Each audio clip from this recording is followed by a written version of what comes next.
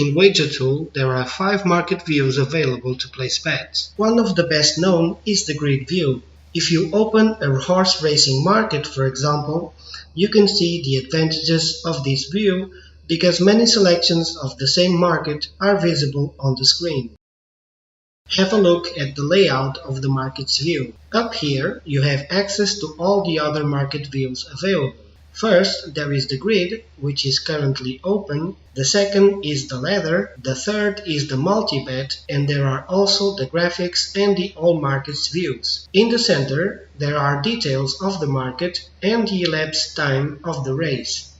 You have access to the live video and a bar with more information, which varies according to the sport. The matched volume on the market is presented on the right, and above there are options to minimize the view, keep on top by clicking the pin icon, and options to minimize, maximize, and close the view. Here, on the left side, there is the option to easily change markets within the same event.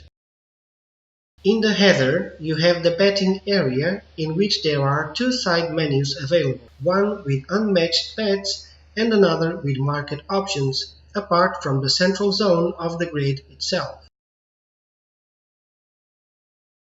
The cash out button is always visible. At this point it is down to 0, but when you have matched bets, a positive or negative value is displayed to show you if you'll win or lose money by closing at this time. The stakes list presents the stakes defined in preferences. Choose one of these stakes or enter a different amount manually to bet if necessary. This grid is fully customizable. By clicking on the eye icon, there is a list of available columns that you can add or remove. Let's turn them all on and close the side menus so you can see it better. By clicking on the top of a column, you can drag it to another position to reorder the columns and get the best possible configuration adapted to your needs and way of working. The side menu on the right allows you to configure many options from the stake type, which will be discussed in more detail later, or the bet persistent type, as well as the automatic betting options, also to be discussed later, or you can turn the bet confirmation box on or off.